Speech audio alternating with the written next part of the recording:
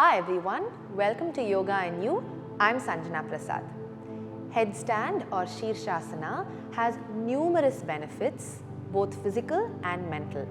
But for a lot of us, this posture may not be accessible. So how do you reap the benefits of this posture? In this video, we're going to be practicing a few postures that will allow you to experience the benefits and effects of headstand without actually moving into a complete headstand. Let's get into the practice. Headstand is an inversion, and in an inversion, you're looking at lifting your hips higher than your head. So that's what we're going to try to do in this standing posture called Uttanasana. So you will require two yoga blocks and you're going to place them this way. One block is going to be flat and the other one at the highest height, right in the middle of the block that you have placed flat. Now you're going to place your palms on your waist, maybe a forearm distance away from the block. You're going to take an inhale here, and as you exhale, you start to fold forward, hinging at the hip. Keep the knees soft if you need to. Now from here, you can use two extra blocks here if you want to keep that elevation. If you're comfortable, go all the way down to the floor. Now start leaning forward and get the top of your head on the block. So once you're there, if you notice, your head now is below your hip and you're trying to create that same slight pressure at the top of the head that you will experience in a headstand in this standing posture called Uttanasana. Keep drawing the navel in. Another essential aspect in headstand is also you start by hugging the knees in close towards the belly. Stay here and breathe. 1, 2, 3,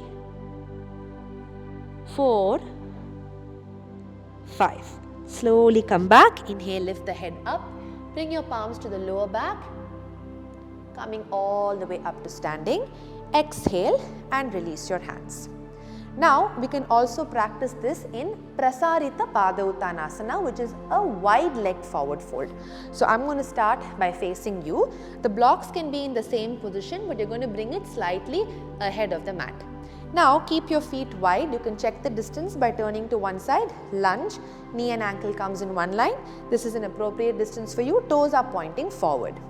Take your palms on the lower back again. Take an inhale here, and as you exhale, start hinging at the hips, start folding forward, adjust the blocks, make sure you're able to get the top of your head on the block. Stay there and breathe. 1, 2. If you feel like you're able to hinge a little bit more from the lower back, you can always reduce the height of the block and go a little deeper. 2, 3, keep the knees soft, 4 and 5. Inhale, lift the head up, bring your palms to the lower back and slowly lift the chest up. Come up, exhale, step back into Samastitihi. For the next posture, you're going to need a yoga bolster. If you don't have one, you can always use two pillows, slightly thick, stacked one on top of the other. So this is how we're going to practice this. You're going to bring the bolster onto the mat and you're going to place it vertically this way. From here, bring your palms on either side of the bolster and step back into a nice downward facing dog. From here, you're going to start leaning forward slightly and see if you can bend the knees. You're on your toes. Get your head, top of the head on the bolster. Okay? If that's comfortable, start to walk your feet a little closer.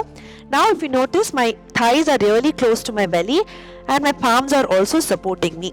If this is still very comfortable, I'm going to lift one arm up. Still very comfortable, other arm up and balance here.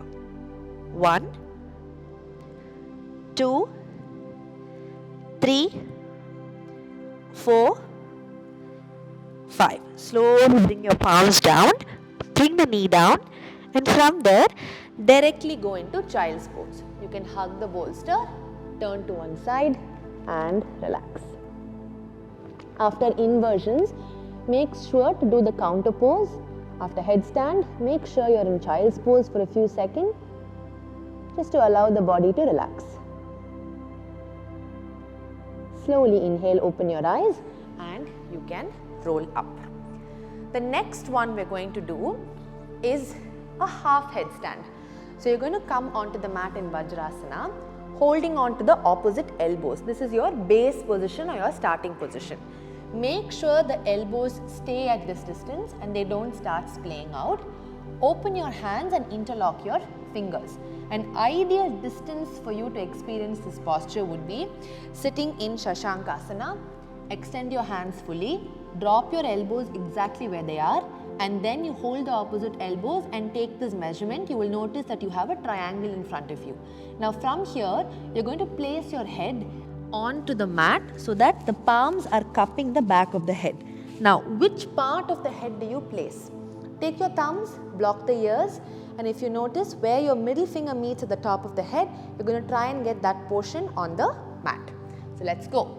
Elbows down, hold the elbows, open up into a triangle, find that spot at the top of your head, and from here, you're just going to press into your shoulders so that you're not collapsing. If you notice, my shoulders are going to be away from my ears and my forearms are firmly pressing into the mat so that there's not too much weight on my neck or my head. Tuck your toes and lift up. Stay here and breathe. If you're very, very comfortable, start walking your feet forward as close as you can. I'm on my tippy toes. You're just going to hold this. 1, 2, 3, 4 and 5. Slowly drop the knees down and sit back into child's pose.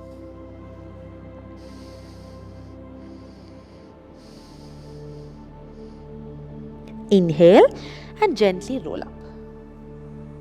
For the last one, we're going to move close to a wall to practice. So you're going to place your mat vertically against the wall. Sit back on the wall, extend your legs forward, flex the feet. Now notice where you've placed your heels. So you're going to move forward. Wherever your heels are, you're going to place your elbows there. Same position, holding the elbows, open up, interlock the fingers.